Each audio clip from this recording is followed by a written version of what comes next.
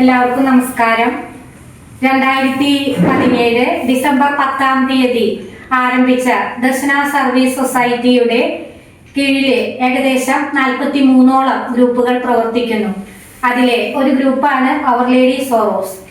14 നമ്മൾ വാർഷികം ആഘോഷിക്കുകയാണ്. ഡിസംബർ 14 ആ വാർഷികത്തിൽ വെച്ച് ഏകദേശം 11 മാസക്കാലമായി യൂട്യൂബ് ചാനലിൽ നടന്നുകൊണ്ടിരിക്കുന്ന മത്സരങ്ങളിൽ എല്ലാ മത്സരത്തിലും പങ്കെടുത്ത ഒരു മത്സരാർത്ഥി എന്ന നിലയിൽ ലീന നാട്ടികയുമായുള്ള അഭിമുഖത്തിനാണ് നമ്മൾ ഇവിടെ വന്നിരിക്കുന്നത്. നമുക്ക് ലീനയെ പരിചയപ്പെടാം. ആരൊക്കെയുണ്ട് വീട്ടിൽ? എൻ്റെ വീട്ടില് അപ്പച്ചൻ മരിച്ചുപോയി, അമ്മയുണ്ട്, പിന്നെ 3 ആങ്ങളമാര്, പിന്നെ 2 ആങ്ങളമാരെ കല്യാണം കഴിഞ്ഞു.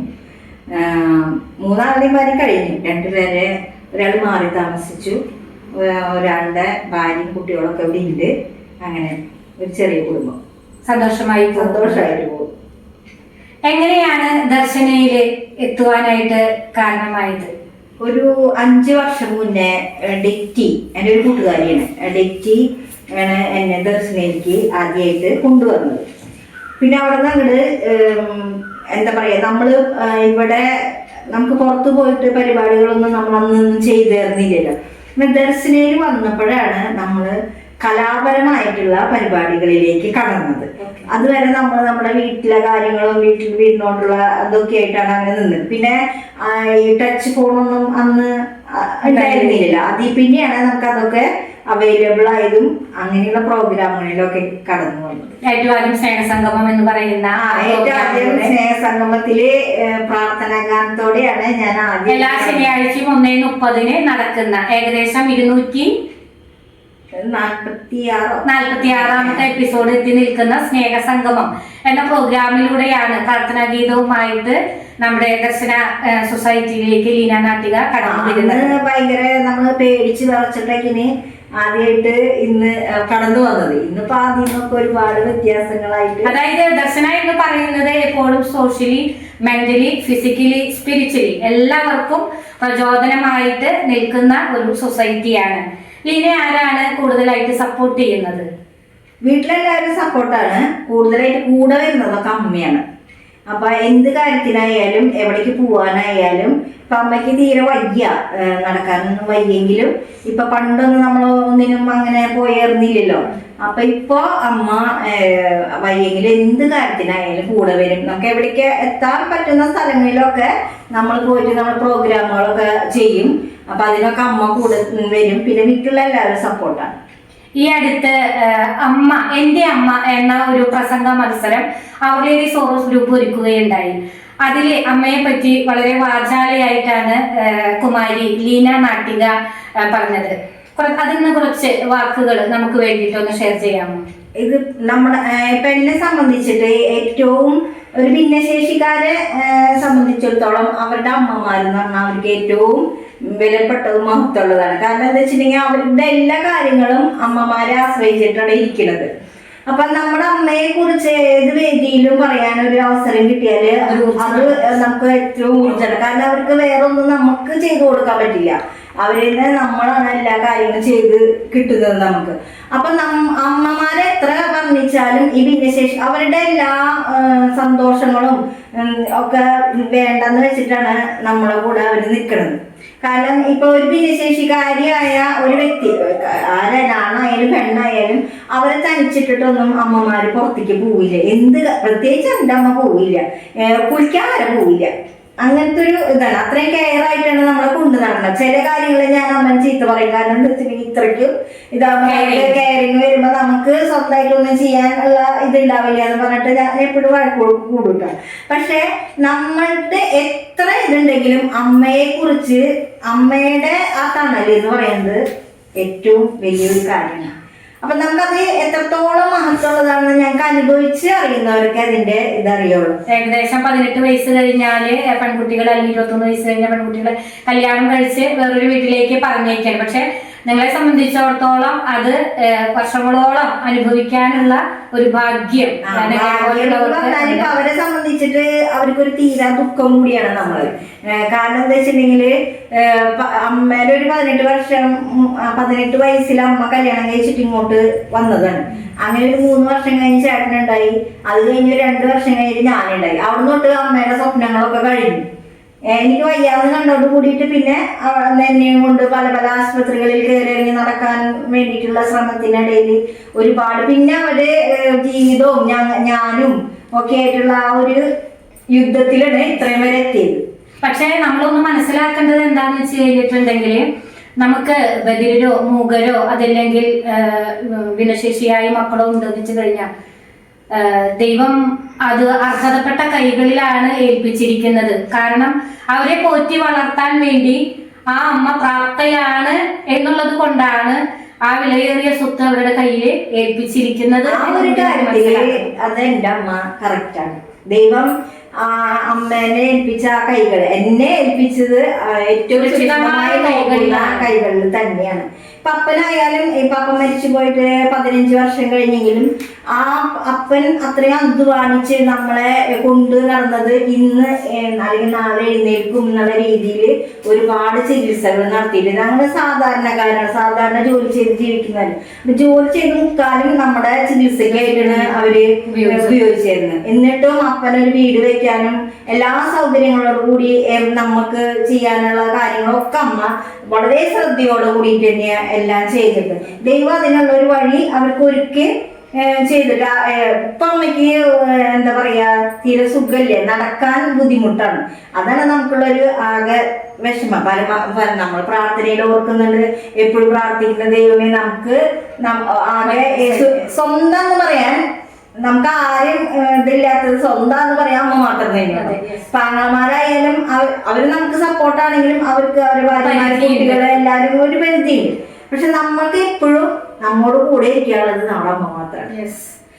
ലീനയുടെ വിദ്യാഭ്യാസം ഒന്ന് നമുക്ക് പങ്കുവയ്ക്കാമോ? ഇവിടെ നാട്ടികയില് ഞാൻ 7ാം ക്ലാസ് വരെ പഠിച്ചു. അപ്പൊ ഇവിടെ പിന്നെ അകലെ ആയതുകൊണ്ട് ചാലക്കുടിയില് ഒരു മഠത്തിലാണ് പോയി പഠിച്ചത്. ചാലക്കുടി സാധാരണ സ്കൂളിൽ തന്നെ നിൽക്കുന്നത് മഠത്തിൽ, ഞങ്ങളെ പോലെയുള്ള കുറച്ച് പേരുള്ള മഠത്തിലാണ് നിന്ന് പഠിച്ചത്. അവിടുന്ന് 10ാം ക്ലാസ് പാസ്സായിട്ട് അപ്പൊ എൻ്റെ അപ്പൻ്റെ ഒരു ആഗ്രഹം എങ്ങനെയാന്ന് വെച്ചിട്ടുണ്ടെങ്കിൽ ഞാൻ ഇവിടെ SM കോളേജിൽ പഠിക്കണം എന്നാണ് ആഗ്രഹം ഉണ്ടായിരുന്നത്. അപ്പൊ അപ്പൻ എന്നോട് ഒരു ദിവസം കാണാൻ വന്നിട്ട് അപ്പൻ പറഞ്ഞു, അപ്പന്റെ മോള് SM കോളേജിൽ പഠിക്കണണ്ടാന്ന്. എനിക്ക് ഭയങ്കര എന്താ പറയാ സന്തോഷമോ സങ്കടമോ എന്തൊക്കെയോ ആയിരുന്നു. അങ്ങനെ ഒരു വാക്ക് പറഞ്ഞ് 10ാം ക്ലാസ് വന്നപ്പോഴാണ് എൻ്റെ കണ്ണിൽ പരീക്ഷേന്റെ 2 മാസം മുന്നേ കണ്ണിൽ കത്തി കൊണ്ടിട്ട് കണ്ണൊക്കെ കെട്ടി വെച്ചിട്ട് പഠിക്കാനൊന്നും പറ്റാത്തൊരവസ്ഥ വന്നു. അപ്പൊ എനിക്ക് ഭയങ്കര സങ്കടമായി. കാരണം അപ്പനാകെ ഇത്രയും നമ്മളെ പാടുപെട്ട് ഇതാക്കിയിട്ടും ആവശ്യപ്പെട്ടിട്ടുള്ളത് നമ്മൾ SM കോളേജിൽ ഒന്ന് പഠിക്കണം എന്നുള്ളതാണ് എന്നാണ്.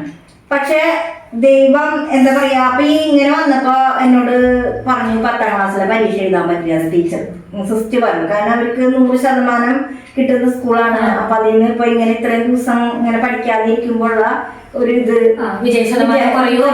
പേരുകൊണ്ട് എഴുതാൻ പറ്റില്ല എന്നാ. എനിക്ക് ഭയങ്കര വിഷമായി. അങ്ങനെ പക്ഷെ ഞാൻ എപ്പോഴും പുസ്തകമായിട്ടാണ് നടക്കുക. കാരണം അത് ആരോടും അധികം സംസാരിക്കില്ല. കാരണം ഈ അമ്മേനെ പിരിഞ്ഞിരിക്കുക എന്ന് പറഞ്ഞത് എനിക്ക് ചെറുപ്പത്തില് പറ്റാത്തൊരവസ്ഥയാണ്. അപ്പൊ അത്രയും നാൾ പിരിഞ്ഞിരിക്കുന്നോണ്ട് നമ്മൾ ഈ ബുക്കായിട്ടാണ് എപ്പോഴും. കൂട്ടുകാരൊന്നും ഇല്ല എന്ന് തന്നെ പറയാം. അന്നിപ്പോ പറയും പണ്ട് ഒന്നും മിണ്ടാണ്ടിരുന്ന ലീനയാണ് ഇത്രയും കാര്യങ്ങൾ ചെയ്യുന്നത്, അവർക്ക് അതിശയാണ്. അപ്പൊ അങ്ങനെ സിസ്റ്റർ പറഞ്ഞു അവള് ജയിക്കും, അവളെ പരീക്ഷ എഴുതിച്ചേ പറ്റുള്ളൂ എന്ന് സ്കൂളുകാരോട് പറഞ്ഞിട്ട് അങ്ങനെയാണ് 10ാം ക്ലാസ് എഴുതി പാസ്സായി. അത് കഴിഞ്ഞിട്ട് ഇവിടെ SM കോളേജിൽ പ്രീ ഡിഗ്രി പഠിച്ചു. അത് കഴിഞ്ഞ് നമ്മള് പഠനമൊക്കെ കഴിഞ്ഞപ്പോ ആ പ്രീ ഡിഗ്രി പഠിച്ചുകൊണ്ടിരിക്കുന്ന നേരത്തിന് അപ്പന് സ്ട്രോക്ക് വന്നിട്ട് ഒരു വശം തളർന്നു. അപ്പൊ ഞാനൊരു 17-18 വയസ്സല്ലേ. അവിടുന്ന് താഴെയാണ് മറ്റു 2 ആങ്ങളമാര്, മൂത്തത് ഒരു ചേട്ടൻ 2 വയസ്സിന് മൂത്തു. ഒന്നുമല്ലാത്തൊരവസ്ഥയിലാണ് നിൽക്കുന്നുണ്ടായിരുന്നു. അപ്പൊ ഞാൻ അപ്പൊ തന്നെ കുട്ടികൾക്ക് ട്യൂഷൻ എടുത്തു തുടങ്ങി. 10ാം ക്ലാസ് വരെയുള്ള കുട്ടികൾക്ക് ട്യൂഷൻ എടുത്തു തുടങ്ങി. അങ്ങനെയാണ് എൻ്റെ പഠനം അവിടെ നിന്ന് വെച്ചിട്ട് പിന്നെ ഞാൻ പഠിച്ചിട്ടില്ല. പിന്നെ പക്ഷേ ഡിഗ്രി എന്ത് പഠിക്കാനുള്ള പുസ്തകങ്ങളും അമ്മ വാങ്ങിക്കൊണ്ടു തരും. ഈ കുട്ടികളുടെ കൂടെ വീണ്ടും പഠിക്കുക, അമ്മ കൊണ്ടുവരുന്ന പുസ്തകങ്ങളൊക്കെ വായിക്കുക, അങ്ങനെയൊക്കെയാണ് വിദ്യാഭ്യാസ കാലഘട്ടം കടന്നുപോയത്. അതായത് സ്വയം പര്യാപ്തരായി തീരുക എന്നുള്ള പോലെ. ഏതൊക്കെ സവിശേഷമായ അവാർഡുകളാണ് താങ്കളെ തേടി എത്തിയിട്ടുള്ളത്? എനിക്ക് ദർശനയുടെ മികച്ച സാമൂഹ്യ പ്രവർത്തനയ്ക്കുള്ള ആദരം ലഭിച്ചിട്ടുണ്ട്. വർഷം 2024. കാരണം ഞാൻ ഭിന്നശേഷിക്കാർക്കായിട്ടാണ് അധികം പ്രവർത്തിക്കാറ്. അതും ദർശനയിൽ തന്നെ ലൈസൻസ് ഒക്കെ എടുത്തു കൊടുക്കാൻ വേണ്ടിട്ട് ഭിന്നശേഷിക്കാർക്ക് 40ഓളം ഇപ്പോഴും ശ്രമിച്ചുകൊണ്ടിരിക്കുന്ന 10-25 പേര് അങ്ങനെയായിട്ട്. അപ്പൊ അതിനുള്ള ഒരു ആദരവും ക്യാഷ് പ്രൈസ് ഒക്കെ ദർശന എനിക്ക് നൽകിയിട്ടുണ്ടായി. അതുപോലെ തന്നെ കലോത്സവത്തില് വരയ്ക്കുന്നതിന് കിട്ടിയിട്ടുണ്ട്. പിന്നെ ഏറ്റവും നല്ല എഴുത്തുകാരിക്ക് കിട്ടിയിട്ടുണ്ട്. പിന്നെ കവിത, കഥാരചന, അങ്ങനെ പിന്നെ എല്ലാ പാചകം, പിന്നെ എനിക്ക് ഒരുപാട് സമ്മാനങ്ങൾ കരസ്ഥമാക്കിയിട്ടുണ്ട്. സ്പോർട്സ് കരസ്ഥമാക്കാൻ സാധിച്ചിട്ടുണ്ട്. ഇപ്പൊ അടുത്ത് തന്നെ പോയിട്ട് ദർശനയുടെ തന്നെ സ്പോർട്സ് മത്സരത്തിൽ പോയിട്ട് shot put, discus throw, javelin throw ഇതിലൊക്കെ സെക്കൻഡ് കരസ്ഥമാക്കാനായിട്ട് സാധിച്ചു. അങ്ങനെ ഇങ്ങനെയുള്ള സമ്മാനങ്ങളൊക്കെ പരിപാടികളിലൊക്കെ പറയുന്നിടത്തൊക്കെ പോയിട്ട് പങ്കെടുക്കാറുണ്ട്. ദർശനയുടെ വാനമ്പാടി എന്ന പേരിലാണ് താങ്കൾ അറിയപ്പെടുന്നത്. അപ്പോ നമ്മുടെ ദർശന മക്കൾക്കായി ഒരു ഗാനം ആലപിക്കാമോ? ദർശന പാടും, ചെറുതായിട്ട് പാടും എന്നല്ലാണ്ട് വാനമ്പാടി ഒന്നല്ല. ഞാന് ദർശനയിൽ ഒരുപാട് കഴിവുള്ളവരുണ്ട് പാട്ടില്ല, അവരുടെ അടുത്തൊന്നും ഞാൻ ഒന്നല്ല. എങ്കിലും 4 പേര് പാട്ട് പാടാം. ദേവതാരു പൂത്തു എൻ മനസ്സിൻ താഴ്വരയിൽ, ദേവതാരു പൂത്തു എൻ മനസ്സിൻ താഴ്വരയിൽ, നിതാന്തമാം തെളിമാനം പൂത്ത നിശേതിനിൽ, ദേവതാരു പൂത്തു എൻ മനസ്സിൻ താഴ്വരയിൽ, നിഴലും പൂനിലാവുമായി ദൂരെ വന്നു ശശികല, മഴവില്ലിൻ അഴകായി ഒരു നാളിൽ വരവായി, ഏഴഴകുള്ളൊരു തേരിൽ എന്റെ ഗായകൻ, ദേവതാരു പൂത്തു എൻ മനസ്സിൻ താഴ്വരയിൽ. Thank you. മനോഹരമായ പാട്ട് നന്നായി പാടി നമ്മളെ സന്തോഷിപ്പിച്ചു. ഉൾക്കാഴ്ചയുടെ ശില്പി എന്ന നമ്മുടെ ദർശനയുടെ അമരക്കാരനായ റവറൻഡ് ഫാദർ സോളമൻ കടമ്പാട്ടുപറമ്പിൽ അച്ഛനെ കുറിച്ച് എന്താണ് അഭിപ്രായം? അച്ഛനെ കുറിച്ച് എന്ന് പറഞ്ഞാൽ കാഴ്ച ഇല്ലാഞ്ഞിട്ടും എല്ലാ വിഭാഗത്തിൽപ്പെട്ട ആൾക്കാരെയും ചേർത്ത് പിടിക്കാനുള്ള ഒരു മനസ്സാണ് അച്ഛൻ്റെ ഈ ദർശന എന്ന ഒരു സംഘടനയ്ക്ക് രൂപം കൊണ്ടത്. അപ്പൊ അതിലൂടെ നമ്മളുടെ ഒരുപാട് കഴിവുകളെ ആ ക്ലബിലൂടെ നമുക്ക് ഈ ഭിന്നശേഷിക്കാർക്ക് പോയി എല്ലാവർക്കും പല പല മത്സരങ്ങളിലൊന്നും പങ്കെടുക്കാൻ പറ്റില്ല. അപ്പൊ ഈ ദർശന ക്ലബിലൂടെ പോയി പങ്കെടുക്കാൻ പറ്റുന്നവർക്ക് ആ രീതിയിലും, അല്ലാതെ വീടുകളിൽ ഇരുന്ന് പങ്കെടുക്കാൻ പറ്റുന്നവർക്ക് ആ രീതിയിലുമുള്ള ഒരുപാട് അവസരങ്ങളും മത്സരങ്ങളും അറേഞ്ച് ചെയ്തിട്ടുണ്ട്. അപ്പൊ അതല്ലാതെ തന്നെ നമ്മൾക്ക് അച്ഛനിലൂടെ നമുക്ക് ഒരുപാട് നേട്ടങ്ങൾ ഓരോരുത്തർക്കും കൈവരിക്കാൻ സാധിച്ചിട്ടുണ്ട്. അപ്പൊ ഓരോ ഭിന്നശേഷിക്കാരെയും അച്ഛൻ ചേർത്ത് പിടിക്കുന്നത് എന്തുകൊണ്ടാണെന്ന് വെച്ചിട്ടുണ്ടെങ്കിൽ അച്ഛനും അങ്ങനത്തെ ഒരു കുറവുണ്ട്. അപ്പൊ ആ കുറവുള്ളത് കൊണ്ട് എങ്ങനെയാണ് മറ്റുള്ളവർക്ക് ബുദ്ധിമുട്ട്, എന്താണ് വിഷമം എന്നുള്ളത് അച്ഛനെ പ്രത്യേകം അറിയാൻ സാധിക്കും. അപ്പൊ ദർശനയിലെ ഏറ്റവും ദർശനയുടെ വിളക്കും വഴികാട്ടിയും ഒക്കെയാണ് ദർശനയുടെ അമരക്കാരനായ റവറൻഡ് ഫാദർ സോളമൻ കടമ്പാട്ടുപറമ്പിൽ. ഈ അച്ഛന്റെ കഠിന പ്രയത്നങ്ങളും കൊണ്ട് ദർശനയ്ക്ക് ഒരുപാട് ഉയരങ്ങളിൽ എത്താൻ സാധിച്ചിട്ടുണ്ട്. ഇനിയും ഒരുപാട് ഉയരങ്ങളിൽ എത്തട്ടെ എന്ന് പ്രാർത്ഥിക്കുന്നു. താങ്കളെ പോലെയുള്ള വിഭിന്ന കഴിവുകളുള്ള മക്കളോട് എന്ത് ഉപദേശമാണ് താങ്കൾക്ക് കൊടുക്കാനുള്ളത്? ഒന്നാമതായിട്ട് നമുക്ക് എല്ലാം നമ്മൾ തന്നെ ചെയ്യാനുള്ളൊരു സ്വയം പര്യാപ്തത നമ്മൾ നേടിയെടുക്കണം. ചെറുപ്പത്തിലെ തന്നെ നമുക്കത് നേടിയെടുക്കണം.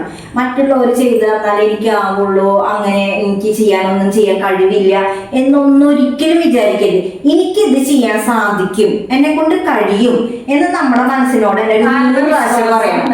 ആ ആത്മവിശ്വാസത്തിലൂടെ നമുക്ക് ഒരുപാട് കാര്യങ്ങളിൽ ചെയ്യാൻ സാധിക്കും.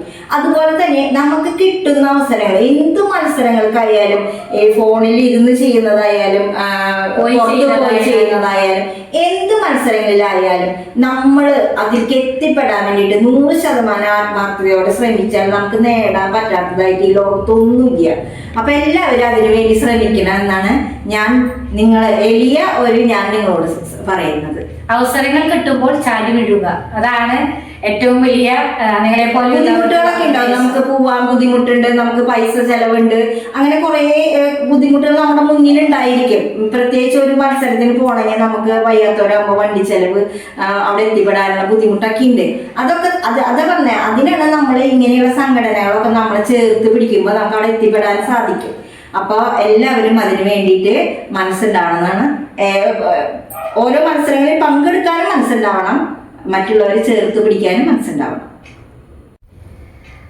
താങ്കൾക്ക് പൊതുസമൂഹത്തിന് കൊടുക്കാനുള്ള ഒരു സന്ദേശം എന്താണ്?